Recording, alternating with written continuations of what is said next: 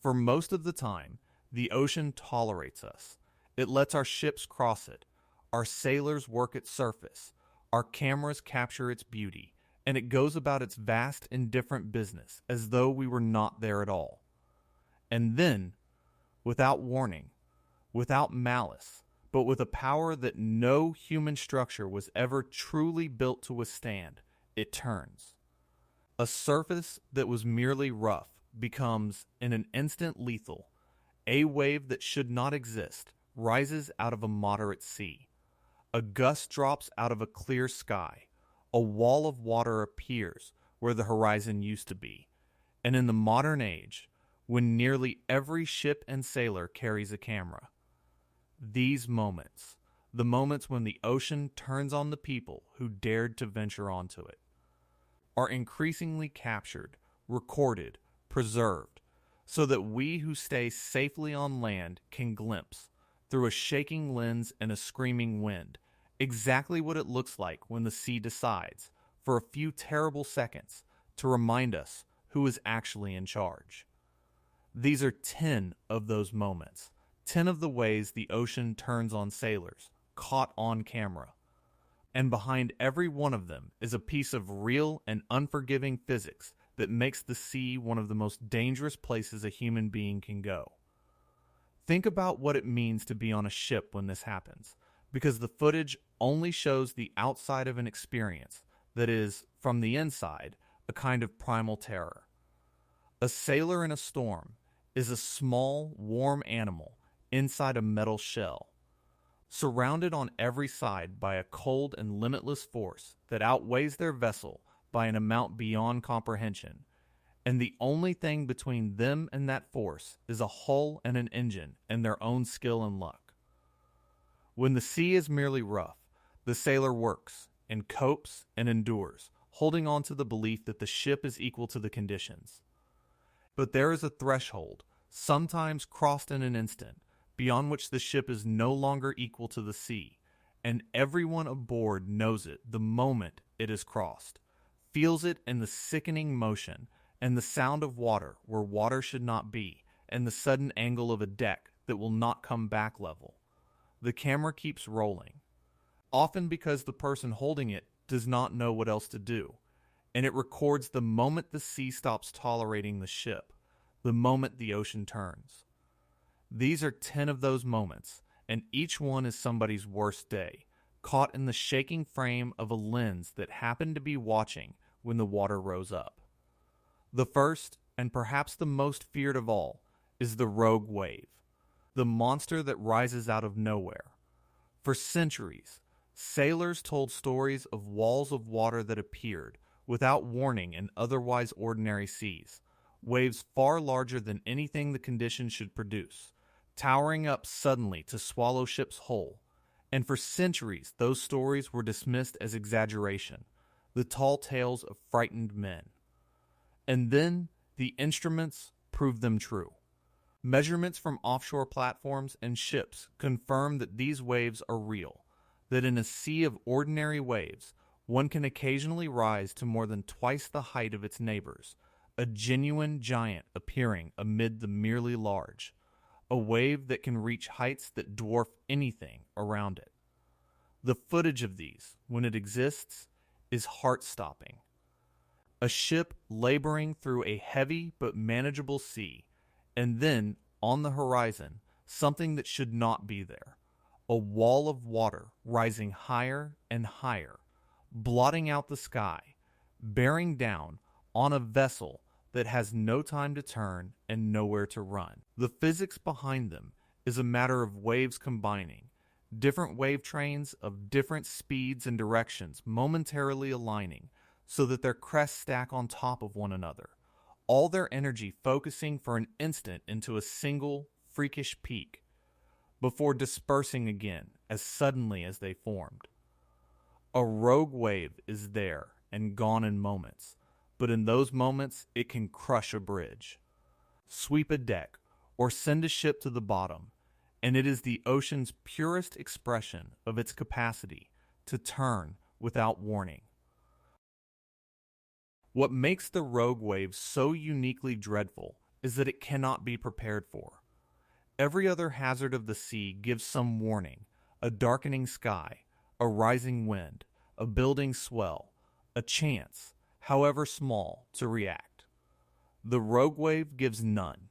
It forms in seconds out of the ordinary chaos of a stormy sea, an unlucky alignment of energy that concentrates into a single peak and then vanishes, so that a ship can be struck by a wave twice the size of anything it has faced all day, with no way to have seen it coming and no time to turn its bow to meet it safely. Ships have been found with their bridge windows smashed dozens of feet above the waterline, with steel deck fittings torn away, with damage that could only have come from a single enormous impact. Silent testimony to a wave that struck and was gone before anyone understood what had hit them. The rogue wave is the ocean at its most arbitrary and its most lethal, a monster that materializes, strikes, and dissolves, leaving behind only wreckage, and, if a camera happened to be pointed the right way, a few seconds of footage that no one who sees them ever forgets. The second is the wave that reaches up onto the deck and takes a sailor. In heavy weather, the crew of a vessel must sometimes work on deck, exposed, harnessed if they are careful, but never truly safe, and the sea, working the ship in a violent swell, waits for its chance. The footage of these moments is among the most chilling of all, because it happens so fast. A sailor on the deck one instant, doing their job in the spray and the pitching, and then a wave larger than the rest sweeps aboard. Green water surging across the deck with unimaginable force, and where the sailor was there is suddenly only foam. A person swept off a deck into a heavy sea is in mortal danger from the first second, because the water is cold enough to steal the strength from their limbs in minutes. The waves are too large to swim against, and a ship underway cannot simply stop and turn on a coin. The ocean does not need a monster wave to kill a sailor. It needs only a moment of exposure and a single wave at the wrong time, and the physics of a heavy sea guarantees that such waves will come. This is the quiet, routine lethality of the ocean. The way it can take a working sailor from a deck in the space of a breath, and it is caught on camera far more often than anyone would wish. And the cruelty of it is compounded by the cold. A sailor swept from a deck does not have the minutes a swimmer in warm water might have, because in the cold seas, where much of the world's shipping and fishing takes place, the water pulls the heat from a body with terrible speed, numbing the hands so they cannot grip, stealing the coordination that swimming requires, dulling the mind that might otherwise fight to survive. And even a sailor wearing a life jacket, kept afloat, faces the near impossibility of being found again, a single head bobbing in a vast heaving sea in poor visibility. From a ship that may take a mile or more to turn around and that may never spot them again among the waves. The recovery of a person overboard in heavy weather is one of the hardest things in all of seamanship, and it fails far more often than it succeeds. This is why the footage of a sailor swept away is so wrenching, because everyone who understands the sea knows, watching it, how slim the chances are, how quickly the window closes, how a working deck in a heavy sea can become, in a single wave, the last place a person is ever seen. The ocean does this not rarely and not dramatically, but as a constant background risk of every voyage in rough water. The third is the great cargo ship rolling in a storm, and the terrifying phenomenon that can capsize even the largest vessels.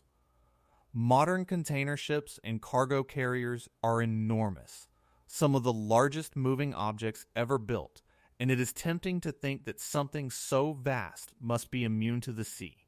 It is not, in certain conditions. When the timing of the waves matches the natural rolling rhythm of the ship in a dangerous way, a vessel can begin to roll more and more violently with each wave, a resonance building the motion higher and higher in a process that can grow catastrophic with frightening speed, tilting the ship so far that it loses its cargo or even capsizes. The footage from the decks and bridges of these ships in heavy weather is astonishing. The horizon tilting to angles that seem impossible for so huge a vessel, stacks of containers the size of buildings swaying and then breaking free, tumbling into the sea, the whole enormous ship laboring like a toy in a bathtub stirred by a giant. The ocean, in these moments, reminds us that size is no protection, that the forces in a great storm are on a scale that dwarfs even our largest machines, and that a ship a quarter of a mile long can be rolled and stripped of its cargo and, in the worst cases, sent to the bottom by nothing more than waves of the right size arriving at the wrong rhythm.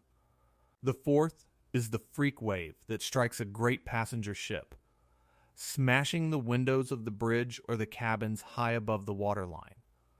There is a particular horror to footage taken from inside a large ship, a cruise liner or a ferry, when a wave strikes that is large enough to reach the upper decks, because those are spaces that feel safe, interior spaces, high above the sea. And when a wall of water explodes against the glass of a lounge or a bridge many stories up, it violates the sense that anywhere on a great ship is truly out of the ocean's reach. The water hits with a force that can blow in windows designed to withstand tremendous pressure, sending glass and sea flooding into spaces full of people, and the footage captures the instant of disbelief. The passengers who were sitting in comfort suddenly confronting the ocean itself bursting through the walls. These waves demonstrate that the sea can reach far higher than people intuitively expect, that a wave in a great storm can tower over structures many stories tall, and that even the largest and most modern passenger vessels, for all their comfort and their apparent invulnerability, are still small things on the face of an ocean that can rise up and strike their highest decks. And there is a psychological dimension to these strikes that the footage captures better than any statistic, which is the shattering of a false sense of safety. The people aboard a great passenger ship have paid, in a sense, for the feeling of being insulated from the sea, carried across it in comfort, dining and sleeping in warm rooms as though the ocean outside were merely scenery. When a wave reaches up and smashes through the glass of a high deck, it does not only cause physical damage and injury, it destroys, in an instant, the illusion that any part of a ship is truly separate from the ocean it floats on, that height and size and luxury can hold the sea at arm's length. The passengers filming in those moments are recording their own sudden education, the discovery that the water they had been gazing at from behind glass can, without warning, come through that glass and into the room, that they were never as removed from the sea as they believed. It is one thing to know intellectually that a ship is a small thing on a vast ocean. It is another to have that ocean burst through the window of your lounge, and the footage of those moments carries the unmistakable shock of a comfortable assumption violently corrected. The fifth is the small boat caught by a breaking wave and thrown end over end, a violent capsizing that footage sometimes captures from within. When a wave breaks, when its crest topples forward and comes crashing down, it releases an enormous amount of energy in an instant, and a small vessel caught beneath a breaking wave can be picked up, driven down, rolled completely over, or flipped end over end in a motion that seatbelts and handholds were never meant to survive. The footage from small boats in these conditions, from fishing vessels and sailboats and lifeboats caught in breaking seas, shows the world turning upside down, the camera tumbling as the boat is thrown, the crew flung about the cabin, the sudden green darkness of being underwater, and then, if they are lucky, the desperate return to the surface. Breaking waves are especially dangerous near coasts and over shallows, and at the entrances to harbors, where the shape of the seafloor forces the waves to steepen and break, so that some of the most treacherous water in the world is found not in the open ocean, but at the very thresholds where sailors are trying to reach safety. The ocean turns on the small boat not with a rare monster, but with the ordinary, violent physics of a wave breaking at the wrong moment. And it is a danger that has claimed countless vessels at the mouths of harbors that seemed, deceptively, almost like home. The moment of a capsize, seen from inside, is one of the most disorienting things a human being can experience. And the footage conveys only a fraction of it. In the ordered world of a boat, there is a floor and a ceiling, an up and a down, and the whole of a sailor's balance and movement depends on that order. A capsize destroys it in an instant. The boat rolls, and suddenly the ceiling is where the floor was. The sea is pouring in from what was the sky. Loose objects and people are flung across the space. And in the chaos of tumbling water and darkness, it becomes genuinely difficult to know which way is up, which way leads to air, and which to the depths. Survivors of capsizes speak of the profound confusion of those seconds, the struggle to orient in an overturned and flooding space, the desperate search for the way out when every reference point has been scrambled. And all of this happens in cold water, often in a matter of seconds, with the boat perhaps continuing to roll or being struck by the next wave. It is why breaking wave capsizes are so deadly even when the boat itself survives, because the disorientation and the cold and the speed can overwhelm even strong swimmers before they can fight their way clear. And the camera, tumbling with everything else, captures the exact moment the sailor's ordered world dissolves into chaos. The sixth is the waterspout, a tornado descending from the clouds onto the surface of the sea, bearing down on a vessel that can only watch it come. A waterspout is a rotating column of air and water, a whirlwind over the ocean, ranging from relatively weak to genuinely dangerous.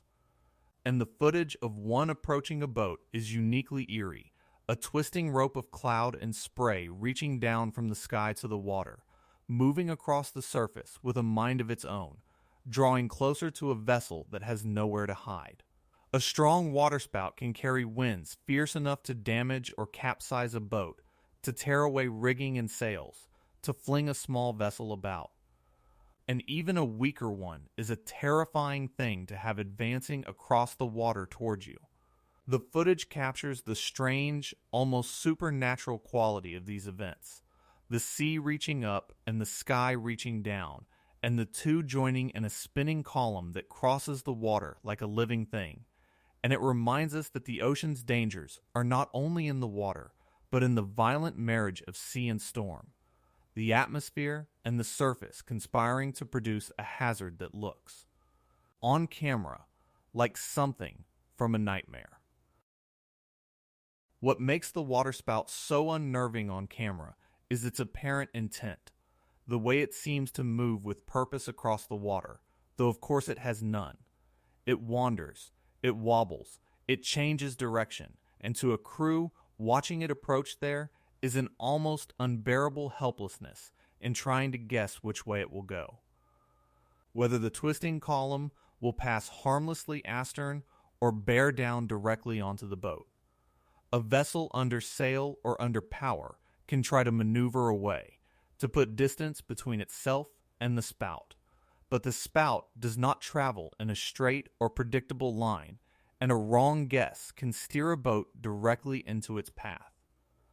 And should it strike, even a moderate waterspout can lay a small boat over, snap a mast, shred a sail, or fling loose gear and people about the deck, while a strong one is capable of far worse. The footage of a waterspout crossing the water toward a filming vessel has a dreamlike, menacing quality, the sea and sky joined in a slow rotating column advancing over the surface. And it captures a truth that sailors have always known, that the ocean's dangers, come not only from below, from the water and the waves, but from above, from a sky that can reach down and touch the sea with violence. The seventh is the sudden squall or downburst that knocks a sailing vessel flat without warning, a blast of wind dropping out of a storm cloud. Sailors under sail are always at the mercy of the wind, and while they can prepare for the winds they can see coming, the ocean and its storms can deliver a blast of wind so sudden and so violent that there is no time to react. A downburst of air, plunging from a thundercloud and spreading out across the surface in a violent gust, or a squall line arriving faster than anyone expected. The footage of a sailboat caught by such a gust shows the vessel heeling over further and further, the sails pinned by a wind too strong to release in time, the deck tilting toward the water, the crew scrambling as their boat is pressed down toward a knockdown or a capsize by a wind that arrived from nowhere. These sudden winds are a reminder that the danger of the ocean is not only the water, but the sky above it, that a sailing vessel is a machine for harnessing the wind, and that the same wind that carries it can in an instant become a force that lays it flat, and that the transition from a fine sailing breeze to a knockdown gust can happen faster than a human being can respond. The eighth is the great ship falling into a trough, the terrifying hole in the sea that opens up ahead of a laboring vessel. In enormous seas, it is not only the height of the waves that threatens a ship, but the depth of the troughs between them, and there are conditions in which a deep trough can open just ahead of a ship, a sudden pit in the ocean surface into which the bow plunges.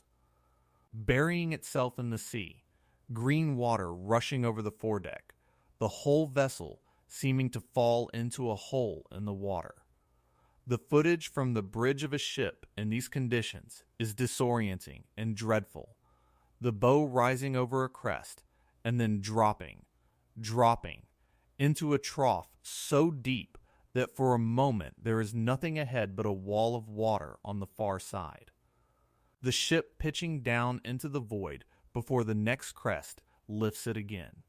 These deep troughs, sometimes called holes in the sea, can be as dangerous as the waves themselves, because a ship that buries its bow too deeply can be overwhelmed, its forward motion arrested, the sea coming aboard in tons, and in the most extreme cases, a vessel can be lost by plunging into a trough it cannot climb out of. The ocean turns on the ship not only by rising above it, but by falling away beneath it, opening a pit where the surface should be. And it is a peril that the calm surface of a photograph can never convey, but that footage of a plunging bow captures in all its stomach-dropping terror. The deep trough also does something to the light and the sound that survivors never forget, a detail the footage hints at, but cannot fully convey. As a ship plunges into one of these pits in the sea, walls of water rise on either side, and for a few seconds, the vessel is down in a valley of ocean, the crests towering above it, the daylight dimming as the water closes in overhead. The roar of the sea amplified by the enclosing walls. It is a moment of being swallowed, of the ocean rising up around the ship on every side, before the far crest lifts the bow again and the world opens back up. And in the worst of these, the ship does not climb out cleanly, the bow burying so deep into the far wall of the trough that tons of green water come surging back over the entire foredeck and against the superstructure, a solid mass of ocean sweeping the length of the vessel. A ship that takes too much water aboard in this way, too often, can be overwhelmed, its buoyancy overcome. Its forward momentum killed at exactly the wrong moment. The hole in the sea is one of the least understood of the ocean's weapons, precisely because it is invisible in still images and hard to imagine from dry land. But the footage of a great bow dropping into nothing and the wall of water on the far side gives a glimpse of a peril that has quietly taken ships that were never seen again. The ninth is the broach, the moment when a vessel running before a following sea is turned broadside to the waves and rolled. When a boat is running with the waves behind it, being pushed along by the sea, there is a particular danger that the following waves can pick up the stern, drive the boat forward faster than it can steer, and slew it around sideways, turning it broadside to the oncoming seas in a violent motion called a broach. And a vessel turned broadside to large breaking waves is in grave danger, because it presents its most vulnerable profile to the full force of the sea, and a breaking wave striking a boat on its side can roll it over completely. The footage of a broach is a study in sudden loss of control. The boat surfing down the face of a wave, the stern lifting and swinging, the vessel turning despite everything the helmsman can do, and then the wave striking the exposed side and the world rolling over. Broaching is one of the classic dangers of heavy weather sailing, a reminder that running before a storm, which feels safer than facing into it, carries its own deadly risk, and that the ocean can turn a boat's own speed against it, using the very waves that push it along to spin it sideways and roll it under. The 10th is the most sobering of all, because it is not a single dramatic moment, but the slow, grinding turn of the ocean against a vessel in a prolonged storm, the accumulation of damage and exhaustion that footage captures over hours and days until something finally gives. Not every disaster at sea is a sudden wall of water or an instant knockdown. Many are a war of attrition, a small vessel or a large one battered relentlessly by a storm that will not end, the crew growing exhausted, the equipment failing one piece at a time, the water finding its way in through 100 small breaches, the sea wearing the ship and the people down hour after hour until, at last, they can no longer keep up, and the ocean, which has been turning on them slowly the entire time, finally wins. The footage of these ordeals, when any survives, shows not a single terrible instant, but a grinding endurance. The same violent scene repeating without relief, the exhaustion on the faces of the crew, the sense of a battle being slowly lost. This is perhaps the truest way the ocean turns on sailors. Not always in a spectacular moment, but in the sheer, relentless, indifferent persistence of its power, outlasting the strength and the equipment and the will of the human beings who dared to cross it. And it is the danger that underlies all the others, the simple fact that the sea is vast and tireless and utterly without mercy, and that a storm can go on longer than anything we build or anything we are can endure. So what do all 10 of these have in common, beyond the terror and the footage? They share a single truth, which is that the ocean is not malicious, but it is utterly indifferent, and that its indifference, combined with its almost incomprehensible power, makes it one of the most dangerous environments a human being can enter. The sea does not turn on sailors out of anger. It turns on them because the physics of water and wind, of waves combining and troughs opening and gusts descending, occasionally aligns into forces that no vessel and no person can withstand. And it does so without warning and without regard for who is in the way. Every one of these phenomena, the rogue wave, the sweeping sea, the resonant roll, the freak wave on the high deck, the breaking capsizer, the waterspout, the sudden gust, the deep trough, the broach, the grinding storm, is a normal, explicable consequence of the ocean being what it is. A vast body of water driven by the wind and the weather, capable of concentrating unimaginable energy into a single moment or of grinding away relentlessly over days. The cameras capture these moments now in a way they never could before, and in doing so they show us, from the safety of dry land, the reality that sailors have always known, that the ocean tolerates us only conditionally, that its calm is temporary, and its power is limitless, and that anyone who goes to sea does so at the sufferance of a force that could, at any moment and without any warning, decide to turn. There is one more thing these 10 moments teach taken together, which is humility about the limits of our technology in the face of the sea. We have built ships of steel 1/4 of a mile long, filled them with engines of enormous power and instruments of great sophistication, wrapped their crews in survival gear, and connected them to satellites and rescue services. And all of it helps. All of it saves lives that would once have been lost.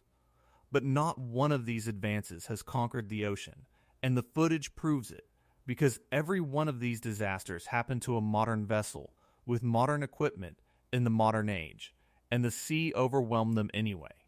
The rogue wave still smashes the bridge of the newest ship. The cold water still takes the sailor in the best survival suit. The storm still outlasts the strongest hull.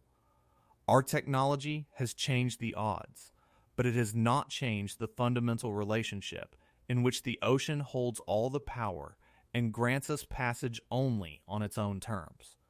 That is a sobering thing to sit with in an age that likes to believe it has mastered nature.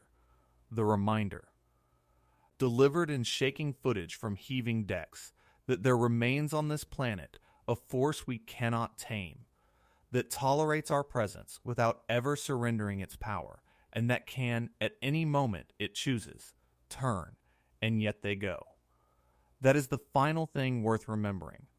Watching this footage of the ocean at its most terrible. Knowing all of this, knowing the rogue waves and the broaches and the sudden gusts, knowing that the sea can turn on them at any moment, human beings still go to sea, still crew the ships that carry the world's goods, still fish the dangerous waters, still sail for the love of it, still venture out onto the surface of the most powerful and indifferent environment on the planet. The footage of the ocean turning on sailors is, in the end, not only a record of the sea's terrible power, but a testament to the courage of the people who face it, who know exactly what the ocean is capable of and go anyway, who work its surface and cross its expanse and accept, as the price of doing so, the knowledge that at any moment the tolerating sea might become the killing one. These 10 moments are the sea showing its true face, the face beneath the calm, and the people caught in them are the ones brave enough, or desperate enough, or in love enough with the water, to be there when it did.